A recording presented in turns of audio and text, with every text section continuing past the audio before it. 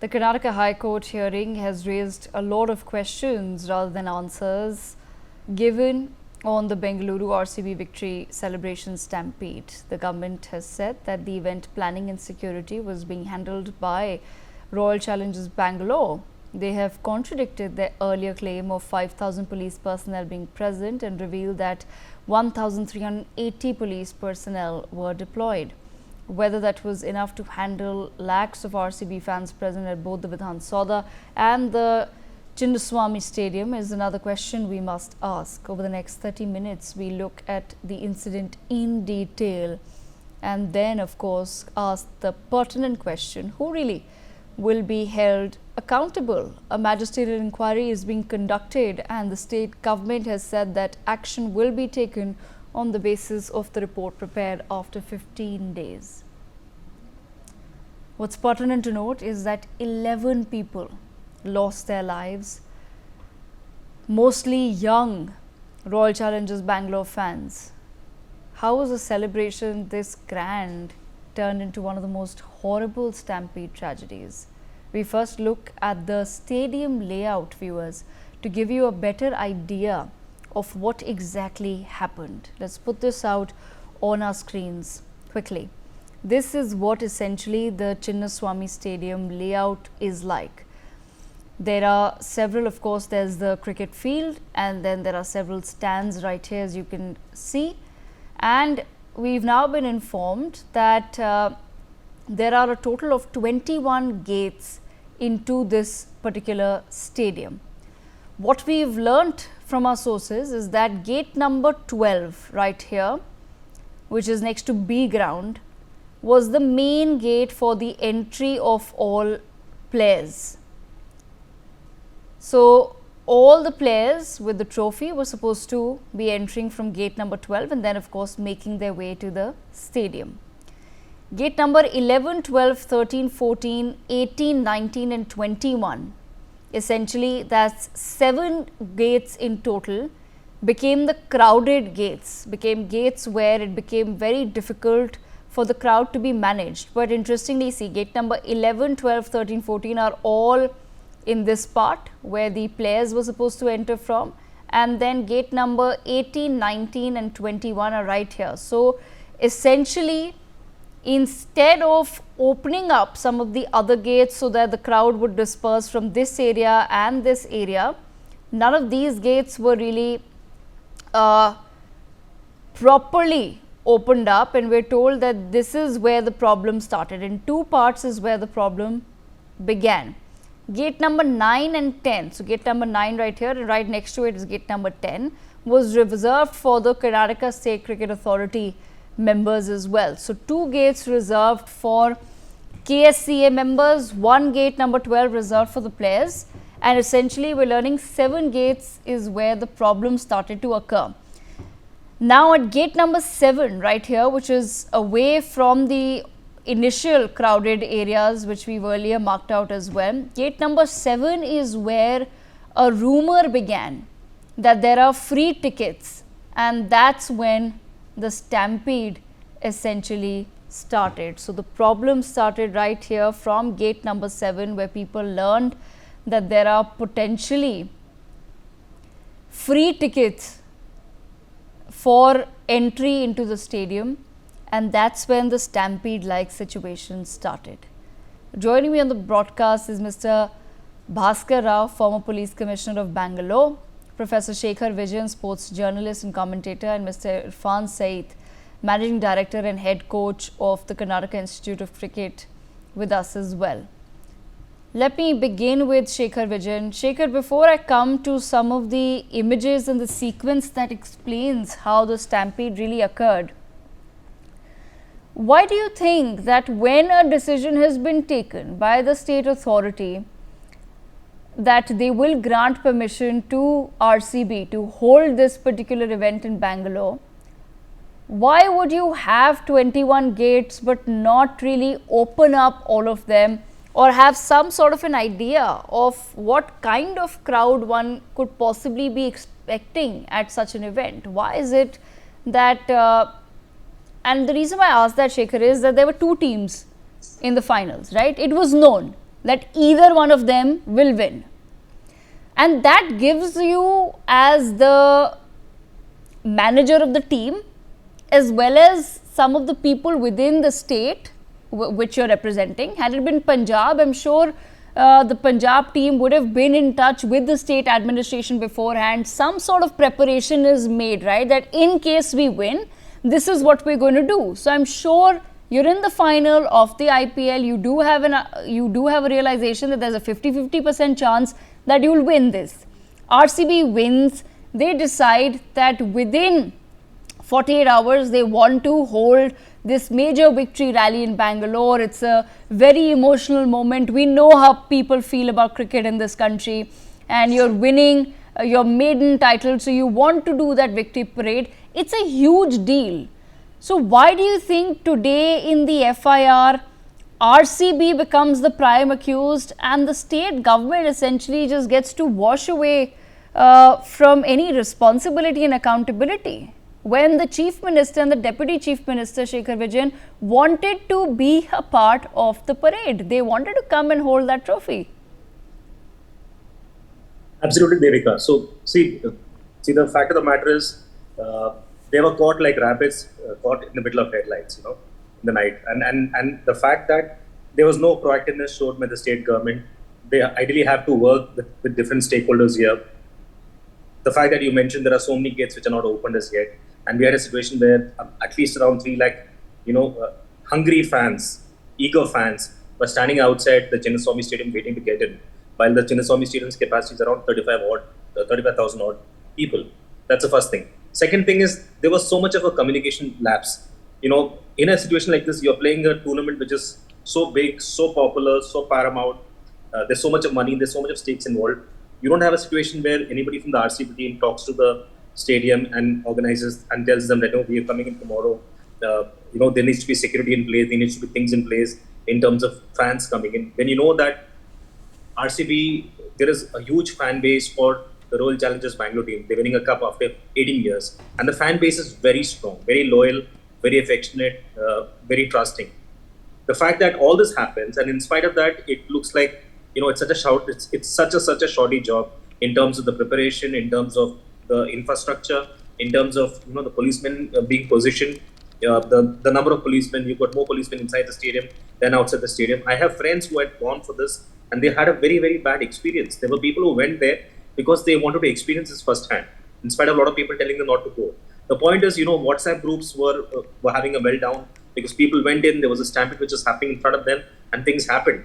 But here, heads have to roll. There has to be accountability, there has to be responsibility. And you're talking about the Chief Minister and Deputy Chief Minister, even the statements they made were so insensitive. You have people who died, you have fans who passed away, you have a small girl who passed away, and at that time you're congratulating the team and you're not talking about the person who passed away. You're not taking responsibility for it.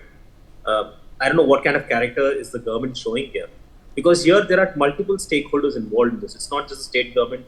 RCB is also involved. BCCA is also involved. And you also have different people involved in this. When they know that the team is going to come in. And also the fact that so much of communication lapses there. There was a social media post which came out from RCB. There was a traffic advisory also which came out from the Karnataka government. And that kept changing. So people were confused. Where is it going to happen? Is it going to happen in Vidhan Sabha? Is it going to happen at Chinnaswamy Stadium? And we also know how Chinnaswamy Stadium is built. It is right in the center of Bangalore in terms of the location. You would know that there would always be a stampede there because it's a disaster waiting to happen. When you have 3 lakh plus people outside and you've got 25,000 people inside, it's a disaster waiting to happen. And there's no security which is managing it. How much more can they do? It is just not easy. It's just not paramount. What could have been done is having a disaster recovery program in place, preparation in place. I'm sure they knew that final is going to happen. They could have prepared this well in advance. It's not something which happens. You're not having a victory parade just because the team won yesterday or day before yesterday. They knew about this. See, we have seen victory parades happening for other teams too, but it's never been a problem. How come it becomes a problem in Bangalore? And why are people getting political mileage out of this? Why are the fans bearing the brunt of all this? If, for example, a VIP or a politician's son or a daughter, God forbid, if it would have happened to them, what would happen next? Things would change completely. But we are talking about a common man like you and me, who are getting affected, who are getting influenced with this. And this is the fan who's actually built the brand. This is a fan who has built a brand for the last 18 years. And the least the fan can expect is some love, some affection from the cricketers, from the board, from the government, for braving the heat, for braving the crowds, for braving everything in his family to come and see his superstars. And what does he or she get? Stampede, mismanagement, lathi charge, some even die, some are in the hospital, and you have a government which doesn't take responsibility. And this is what's going to be, I'm sure this is what's going to happen. The political parties will play off each other. They will keep blaming each other. Who ends up losing in this? The fans. The fans will end up losing, and that's the value of human life in India. It is very sad, and it's so ironical, Devika. We're talking about Bangalore. Bangalore is such an IT savvy city. We have got drones, we've got artificial intelligence, we've got so much of technology. Are you telling me that it can't be used? Are you telling me it's not been used earlier? Are you telling me that traffic has not been managed earlier? It has been managed. It has been done in the past. It's just a lack of will. It's just a lack of proactiveness. It's just a lack of foresight. It's just a lack of not preparing well in advance. They didn't prepare well in advance. They were caught like a rabbit in front of a headlight. They don't know what to do. Now they're blaming each other.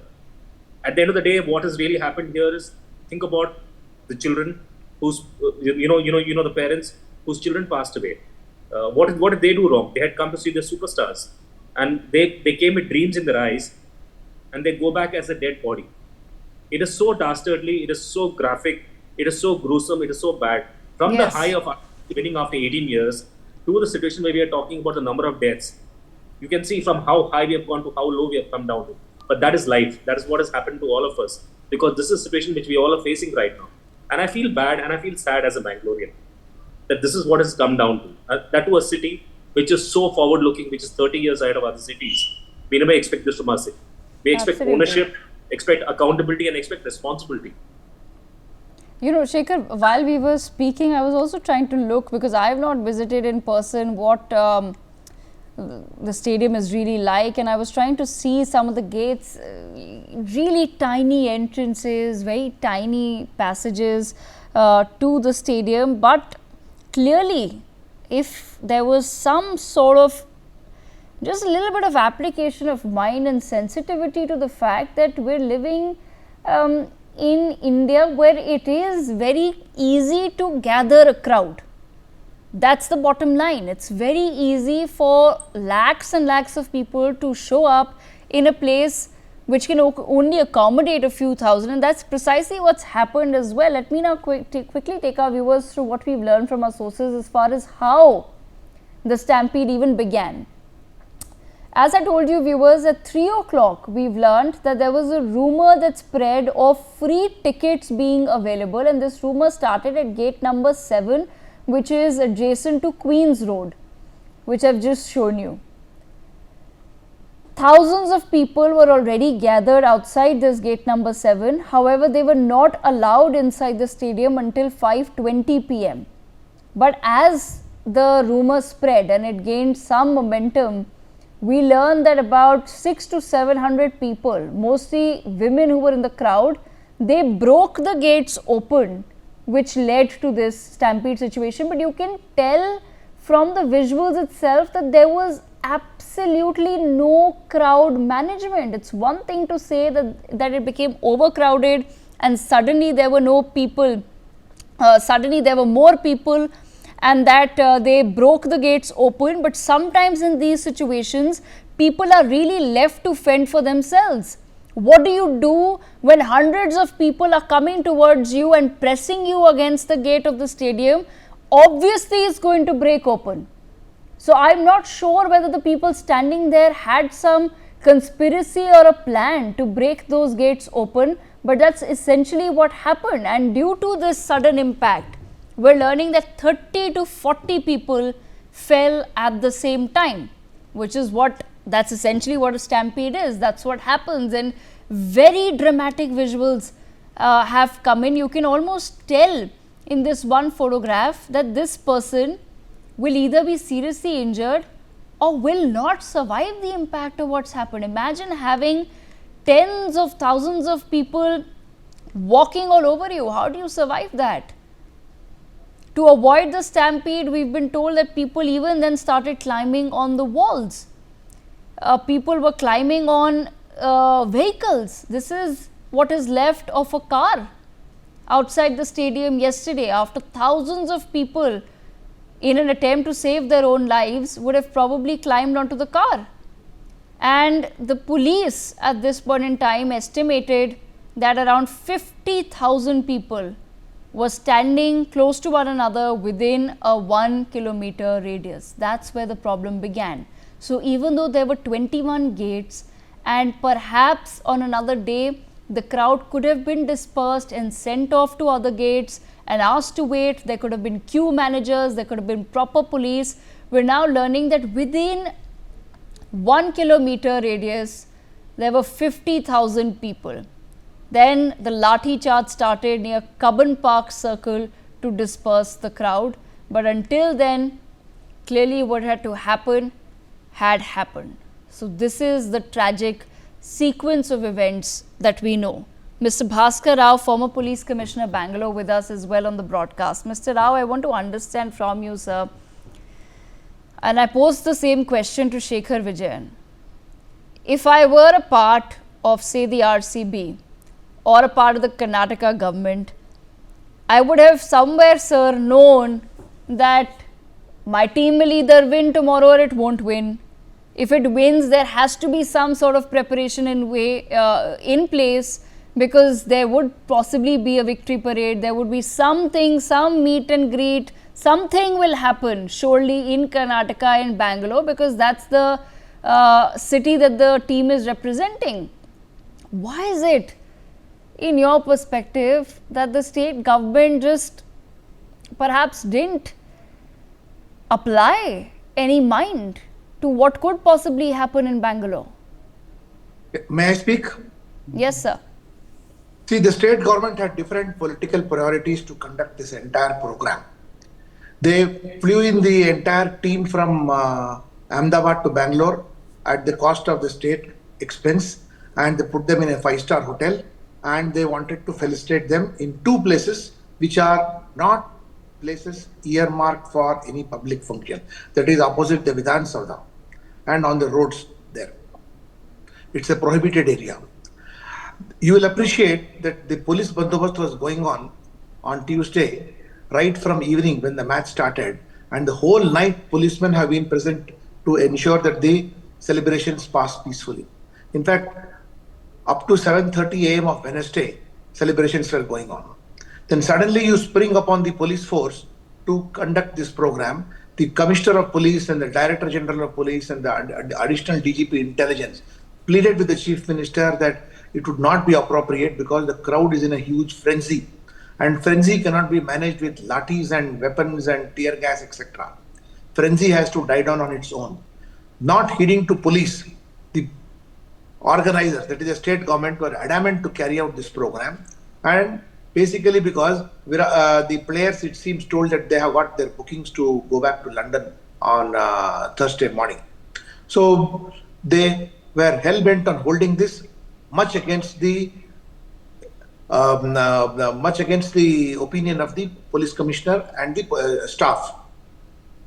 So as a result, the bandobast arrangements were absolutely inadequate. You did not have enough ambulances, you did not have enough evacuation stretchers, you did not have adequate ropes to manage the crowd, and you had only, as per the police version, you had only 1,700 police persons to do the entire bandobast. Whereas the Chief Minister has been saying that there are 5,000 police persons, obviously bluffing the entire media and people over there. So in elections also, after results are declared, we conduct the victory procession 1 or 2 days later. So this police, Bangalore City Police, was bulldozed to agree, and as a result, the poor performance showed by very poor bandobast and very poor bandobast infrastructure, and that is what happened. And second thing is the poor coordination between state government, Bangalore City Police, RCB, IPL, and Karnataka State Cricket Association. They should have all got together and done it. But whereas Chief Minister bulldozed the entire police department to conduct this on their own. In fact, the Brihat Bangalore Mahanagar Palike, or what you call the Greater Bangalore Authority, also should have been involved in having conducted this, because water has to be provided, ambulances need to be provided, doctors need to be there, fire tenders need to be placed in position, evacuation routes should be present over there, hospital beds should be kept in readiness, blood should be kept in readiness, private security should be roped in, additional CCTV cameras should be kept in a way. So that nothing of this kind was there. So this is an absolute pure recipe for a disaster of this kind. Mr. Rao, but I also want to understand from you then, is it fair for the government or for the police machinery to file an FIR and name RCB as the prime accused, DNA as the prime accused? Mr. Bhaskar Rao, we can't hear you anymore, sir. Is the prime accused? All of them are co-accused in this case. So finally, whom do you blame? Every agency says, I'm not responsible, I don't know. Whereas all their people were there around in the state government function to be with the chief minister and to be seen with the chief minister and the governor and with the cricket player. Now after the tragedy, everybody started disowning that we are not aware and we have got nothing to do with it. And moreover, the chief minister has ordered a magisterial inquiry. It is a sham of an inquiry because you have nominated an executive magistrate who is reporting to you. It should be ideally suitable if a sitting high court judge does the entire inquiry, who can summon the chief minister, summon the deputy CM, summon the home minister. Do you think the district magistrate of Bangalore City is going to summon the chief minister to his office to seek his affidavit and seek his remarks there? So this is also very bad in law, as well as trying to cover up the whole thing. And yesterday's press conference also, you must have seen that all that they're trying to do is that blame state government elsewhere, so that they are not part of the whole thing. They should own it up and take immediate action. That's all. Okay, Shekhar Vijayan, same question to you. Is it fair for RCB and DNA to be the accused along with the Karnataka State Cricket Authority, but no mention of anybody from the Karnataka government? I'm sure there were people who signed some papers or who gave clearances or who possibly held a meeting with the police machinery as well to understand whether the police was ready or not. Why should there not be an inquiry against the officials who are responsible for this? See, adding to what Bhaskar sir said, I think it makes absolute sense. There were different stakeholders involved. How much time does it take for all the stakeholders to get on a call, get on a meeting and get things sorted out? We do that on a daily basis. If there are multiple stakeholders involved, and now you have a situation where none of them want to take accountability and responsibility, and they're just shrugging the responsibility off, it just shows that something is off, right? It was all done, obviously for getting mileage out of it. And at the end of the day, human lives have been lost. And if human lives have been lost in such a tragic manner, I think somebody has to pay for it. Somebody has to be held accountable. And these parties are all involved. If they want to soak in all the glory, soak in all the accolades, soak in all the appreciation, soak in all the rewards, soak in all the recognition, why don't they also take responsibility for something which went wrong under their presence? Because all of them were there in Chinnaswamy Stadium. All the VIP guests were there. Everybody from RCB was there. Everybody from DNA were there. The players were there. Okay, fine. The players did the job. They did well. They won the trophy.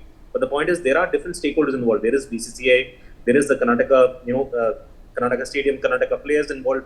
There is your state government involved. There are different stakeholders in this. How come none of the stakeholders understand this, or how come there is so much of a communication distance in terms of in terms of what they want to convey? Even now, you feel that everybody's at a distance from each other. Everybody's speaking in a different language. We're not speaking in one language. And right now at this point of time, you need to take accountability, show character, take accountability, and say yes. You know what?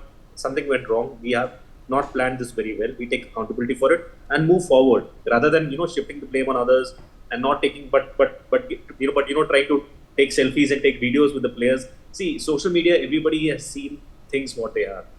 In social media makes the universe a smaller place. Everybody has seen the videos. Everybody is able to see through what's going on.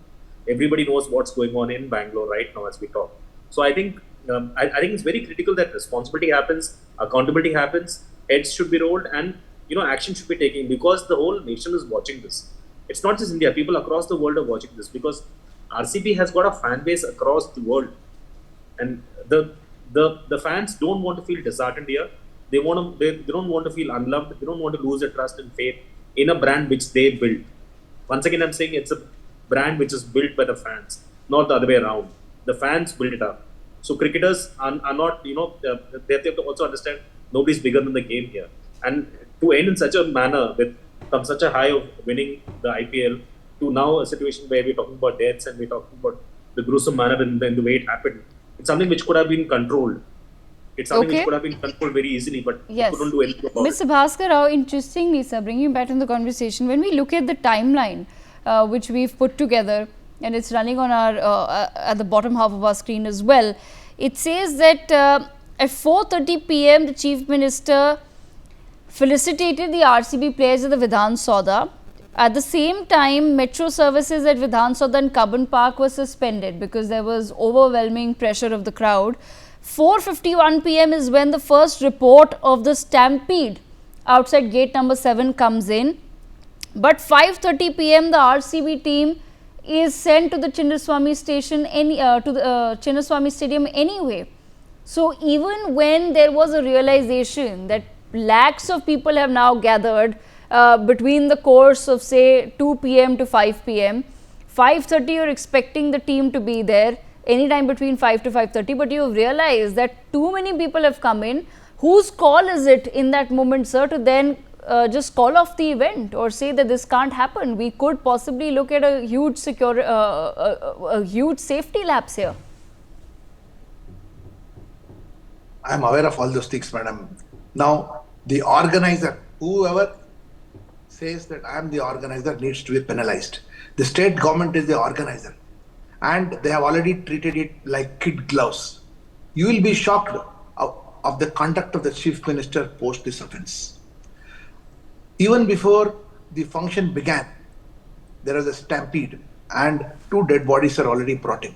Still, the government chose to carry on with the function, saying that we are going to have a smaller function inside the stadium. Then the Chief Minister and the entire group of ministers go out to a prominent restaurant to have masala dosa and badam halwa, knowing very well what all has happened here. Look at the insensitiveness of the government which is here. Then they make a statement saying they are going to appoint a junior magistrate to inquire. So who is bothered? Now, unfortunately, homes have been filled with tragedy. 11 homes are filled with tragedy over there.